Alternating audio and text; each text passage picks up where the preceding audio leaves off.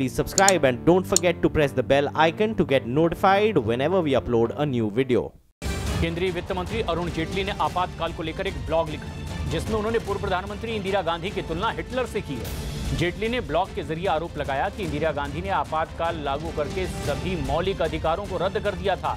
सिर्फ उनकी मनचाही खबरें ही सामने आ पाती थी और विरोध में बोलने वालों को जेल में डाल दिया जाता था। उन्हें भी पहले तिहाड़ और फिर अंबाला जेल में डाला गया था। जेटली ने लिखा कि जिस तरीके से जर्मनी के तानाशाह ने वहां 1933 में आपातकाल लागू किया था, उसी रास्ते पर चलते हुए इंदिरा गांधी ने भी देश में आपातकाल लागू कर दिया था। जेटली ने लिखा कि तानाशाह के जुल्मों के बावजूद आम नागरिकों में हिम्मत नहीं आ रही। जेटली ने लिखा कि किसी से सही कहा है कि दाद देता हूं मैं मर्द हिंदुस्तान की, सर कटा सकते हैं लेकिन नस कटा सकते नहीं। आपातकाल पर जेटली के ब्लॉग को जेडीयू महासचिव केसी त्यागी ने जायज बताया और दावा किया कि इंदिरा गांधी ने हिटलर से भी ज्यादा बुरे काम किए। जेडीयू के प्रधान महासचिव केसी त्यागी इस वक्त हमारे साथ हैं। अरुण जेटली ने आपातकाल पर एक ब्लॉग लिखा है और हिटलर से तुलना की है इंदिरा गांधी की। मैं 100% एग्री हूं श्री अरुण जेटली के ब्लॉग से। हिटलर भी डेमोक्रेटिक प्रोसेस का सहारा लेकर के सत्ता में आए। उन्होंने भी उन्माद फैला करके संसद को न सिर्फ समाप्त किया बल्कि सारे अधिकार राज्य के हाथ में उन्होंने सौंप दिए। कई लाख लोग मारे गए और अल्टीमेटली नाजीवाद वहाँ पर कायम हुआ।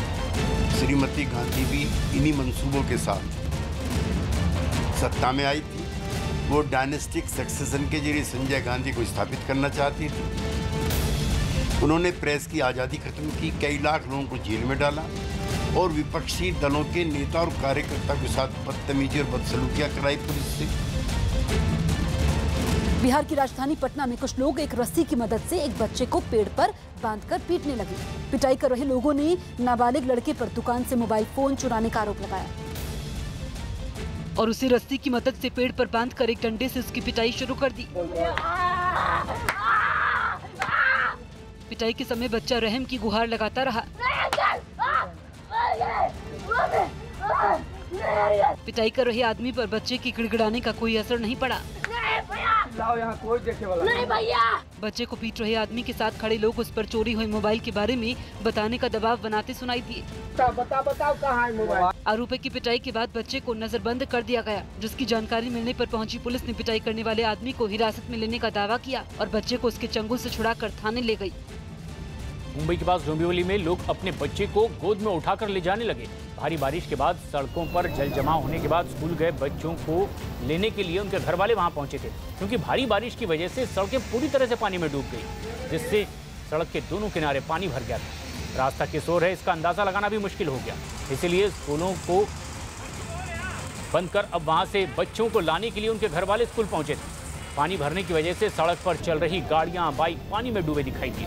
सड़क के बीचों बीच ट्रैफिक कंट्रोल करने के लिए पुलिस का एक जवान तैनात था। कुछ ऐसे ही हालात मुंबई के बाकी इलाकों में भी देखने को मिले। चेंबूर की होस्टल कॉलोनी में बारिश का पानी भरने से लोग परेशान दिखाई दिए, तो मुंबई के कोयसर सबवे पर भी पानी भरने की वजह से लोग रस्सियों के सहारे निकलने को मजबूर थे। मुंबई में दरअसल भारी बारिश से अब तक 3 लोगों की मौत हो चुकी है।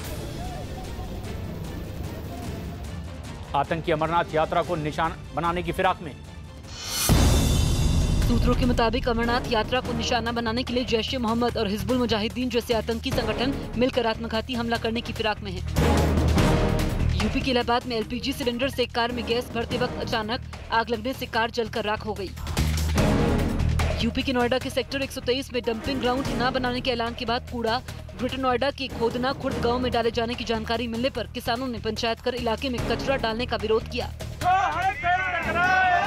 चूर चूर हो जाएगा। संसद का मॉनसून सत्र अगले महीने 18 जुलाई से शुरू होकर 10 अगस्त तक चलेगा। बिहार के पूर्व मुख्यमंत्री और हिंदुस्तानी आवाम मोर्चा के अध्यक्ष जितन राम मांझी ने सीएम नीतीश कुमार को महागठबंधन में शामिल होने का न्योता दिया।